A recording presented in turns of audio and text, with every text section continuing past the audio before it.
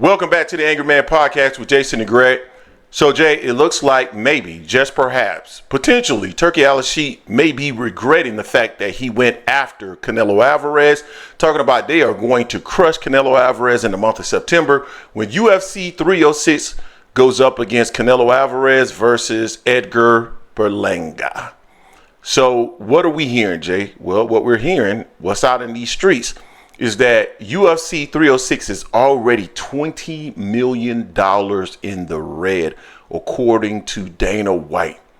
And you gotta believe that at some point, this is going to start affecting the overall relationships, if you will, between Turki Alalshikh and some of these entities, right? And the reason why I say that, Jay, think about it. And I get people feel that Turki Alalshikh has unlimited resources, unlimited dollars. But as I've told people on several occasions, there is no person who got rich by losing money. That's not your perspective. That's not what you're going to do. That's not what you are in the sport to do. So someone like Turki Alalshikh, who for whatever reason people think is a billionaire, Turki Alalshikh is not the billionaire. He's just a representative of Saudi Arabia. So a lot of people have made the argument that, essentially Turki Alalshikh is looking to just establish himself in certain sports.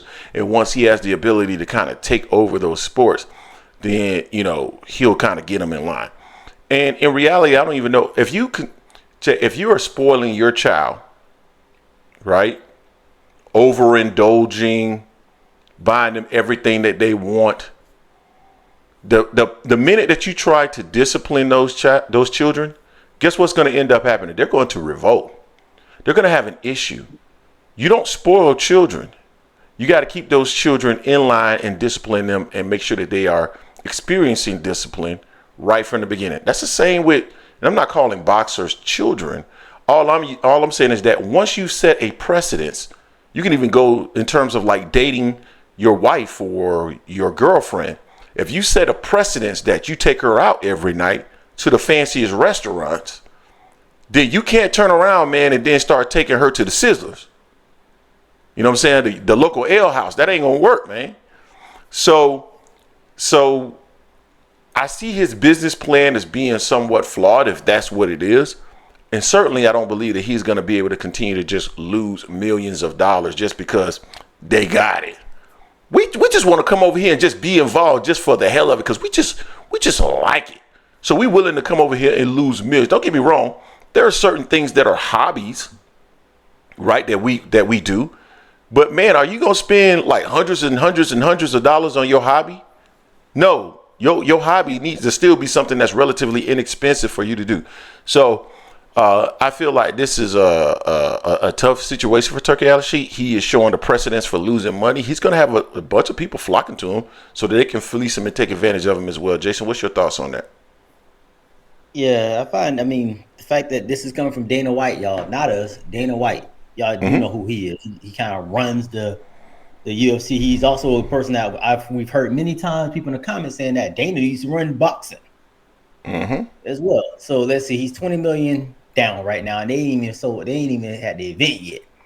Supposedly he ain't even paid the fighters yet. And these ain't high level fighters that people know all over the place. I watch a little bit of UFC. I know our boy Band Up is the UFC king. He probably can chime in better than I can. But the headliner is a dude named Sean O'Malley, who I've seen he can fight.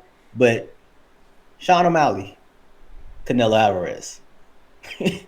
It's a losing battle right there. And Turki was talking all this noise, saying that they're gonna crush Canelo. Now, granted, I've been critical of that pay-per-view card that Canelo's on, that he has on the September 14th. Yet and still, it's gonna outdo the UFC easily. And if Turki thought he was going to crush Canelo and then make Canelo come to him, say, "Okay, I want you to fight this person or that person on my terms," he just failed even more right now. Canelo's gonna look at him and just laugh right now. He's laughing at it. And the people that wanted boxing to follow UFC, we're laughing at you as well, because this is failing. It's not sustainable. Sooner or later, Turki's gonna be tired of losing, and he's gonna get out of it. or sometimes things may dry up. Even for the great Turkey, things can dry up. Things can happen. And that money is not going to be coming in like that. So, I mean, this right here is just for Dana to say that. Dana wasn't happy at all. Dana was not happy at all. So let me see how this is going to be. This is going to be PBC versus UFC in Turkey. Since y'all like to put everyone against us. Right now, PBC is ahead of them. They ain't done nothing yet on September 14th. So, I mean, I want to see more fights. We all do. But we got to be realistic with it. If you're continuously losing, it's not going to be sustainable. And if you keep overpaying fighters for a card, it's not going to be sustainable because no one else is going to pay them for that. They're not going to pay to lose. I'm not going to keep paying you if you're not bringing nothing to the table here. That's what he's doing right now. Especially alluding to Shakur and all them back, what they're probably getting. But this right here, down 20 mil, it ain't looking good. We'll see when we see how the numbers go afterwards. But I mean, it's not good. It's not good at all. No, I don't disagree. And this goes back to me, and one of the issues that I had with Turki Alalshikh is that supposedly Turki Alalshikh, I want to help boxing, but yet you want to compete with boxing. You're sitting up here and you're all about the fighters, yet you want to compete against Canelo Alvarez. Why is that the case? And so that's one of the problems. And bring it to you. Doesn't really make a whole lot of sense, man. His stance, how he approaches the game, and he's a newbie. He's new to the game. And I don't have a problem with anybody being, someone new to the game that's coming into the game. But I've always had a problem with overpaying fighters a value that they're not actually generating.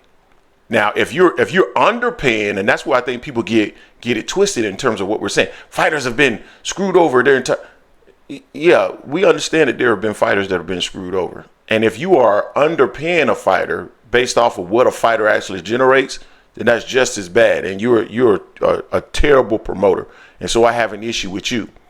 At the same time, if you are a fighter and you have the mentality and the mindset that at the end of the day, you just want to get your bag, and you can't blame me for the event not selling. That's on you. You can't tag me with that. As Andre Ward was saying, I got a problem with that, because at some point, I'm not in the business of boxing to lose money, right? I'm not here to supplement you. I'm not here to make sure that you have generational wealth at my expense.